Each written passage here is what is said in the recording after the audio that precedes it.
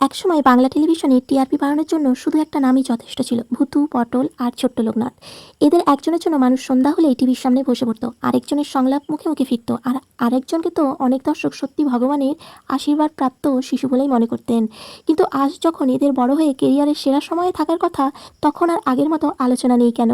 কোথায় হারিয়ে গেল বাংলা টেলিভিশনের এই জনপ্রিয় শিশুশিল্পীগুলো? আজকের ভিডিওতে সেটাই জানাবো। হাই এভরিওয়ান, দ্য বংস স্পিলে সবাইকে স্বাগত। প্রথমে কথা বলি ভূতু অর্থাৎ আরসিয়া মুখার্জিকে নিয়ে। সত্যি বলতে বাংলা টেলিভিশনের এমন কিছু শিশুশিল্পী খুব কম এসেছে যারা একাই একটা সিরিয়ালকে এত জনপ্রিয় করে তুলতে পেরেছে। ভূতু শুধু একটা চরিত্র ছিল না, এটা একটা ইমোশন ছিল। তার মিষ্টি কথা, দুষ্টুমি আর অভিনয় দর্শকের এতটাই পছন্দ হয়েছিল যে সিরিয়াল শেষ খুব সহজ নয়। অনেক চাইল্ড আর্টিস্ট এই জায়গায় আটকে যায়, আরসিয়ার ক্ষেত্রেও হয়তো সেটাই হয়েছে। তবে অভিনয় দক্ষতার অভাব তার কখনোই ছিল না। সঠিক সুযোগ পেলে এখনও সে অনেক বড় কিছু করতে পারে। এবার আসি পটল কুমার অর্থাৎ হিয়াদের কথায়। একটা সময় ছিল যখন পটল কুমার গানওয়ালা বাংলার সবচেয়ে জনপ্রিয় সিরিয়ালগুলোর মধ্যে ছিল একটি, আর তার সবচেয়ে বড় কারণ ছিল হিয়া। ওর সংলাপ বলার ধরন, এক্সপ্রেশন আর স্বাভাবিক অভিনয় দর্শকের মন জিতে নিয়েছিল। অনেকেই তখন বলতেন বাংলা টেলিভিশনের ভবিষ্যৎ সুপারস্টার হতে পারে এই মেয়েটা। কিন্তু সময়ের সঙ্গে সঙ্গে পরিস্থিতি বদলে যায়। চাইল্ড আর্টিস্ট হিসেবে সে জনপ্রিয়তা পাওয়া যায়, বড় হওয়ার পর সেটাকে ধরে রাখা বেশি কঠিন হয়ে যায়। হিয়ার ক্ষেত্রেও তাই হয়েছিল, কারণ তখন শুধু কিউটনেসে কাজ হয় না, দর্শক অভিনয়, স্ক্রিন প্রেজেন্স, চরিত্রের বৈচিত্র্য সব কিছু বিচার করতে শুরু করে। হিয়ার ক্ষেত্রেও মনে হয় সেই পরিবর্তনের সময়টাও খুব একটা মসৃণ ছিল না।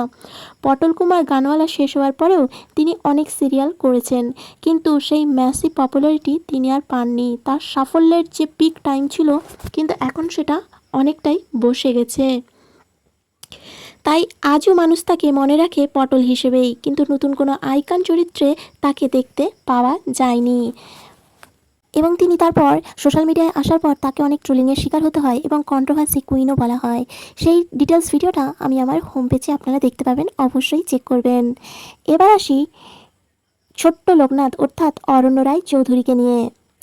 জয় বাবা লোকনাথ সিরিয়াল যখন চলতো তখন তার জনপ্রিয়তা ছিল আকাশ ছোঁয়া, আর ছোট্ট লোকনাথের চরিত্রে অরণ্য দর্শকের হৃদয়ে আলাদা জায়গা তৈরি করে নিয়েছিল। ধর্মীয় ধারাবাহিকে কাজ করা শিশু শিল্পীদের ক্ষেত্রে একটা আলাদা সমস্যা থাকে, দর্শক তাদের চরিত্রের সঙ্গে এতটাই জড়িয়ে ফেলে যে পরে অন্য কোনো চরিত্র মেনে নিতে কষ্ট হয়। অরণ্যের ক্ষেত্রেও হয়তো সেই ব্যাপারটাই কাজ করেছে, কারণ তিনি জয় বাবা লোকনাথ শেষ হওয়ার পরেও অনেক সিরিয়ালে কাজ করেছেন এবং ওটিটি প্ল্যাটফর্মেও কাজ করেছেন, কিন্তু ওনাকে ওর বাইরে কোনো জনেই দর্শক মেনে নিতে পারেনি।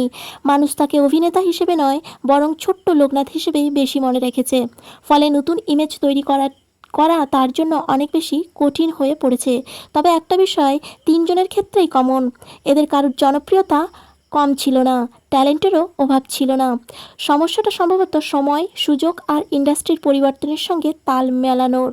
কারণ চাইল্ড আর্টিস্ট হিসেবে সফল হওয়া এক জিনিস, আর বড় হয়ে সেই সাফল্য ধরে রাখা সম্পূর্ণ অন্য জিনিস। অনেকে প্রথমটা পারেন কিন্তু দ্বিতীয়টা পারেন না। তবে আমি ব্যক্তিগতভাবে মনে করি ভূতু, পটল আর ছোট্ট লোকনাথ এই তিনজনেরই এখনও অনেক সম্ভাবনা আছে। সঠিক গল্প, চরিত্র আর সঠিক সুযোগ পেলে এদের মধ্যে যে কেউ আবারও দর্শককে চমকে দিতে পারে। এখন প্রশ্ন আপনাদের কাছে, এই তিনজনের মধ্যে সবচেয়ে প্রিয় ট্যালেন্টেড কাকে মনে হয়, আর কাকে আবার বড় পর্দা বা বড় সিরিয়ালে দেখতে চান? কমেন্টে অবশ্যই জানাবেন। যদি ভিডিওটা ভালো লাগে তাহলে একটা লাইক করুন, আর এরকমই তথ্য পেতে দ্য বংস স্পিল চ্যানেলটি সাবস্ক্রাইব করে পাশে থাকুন। Thank you.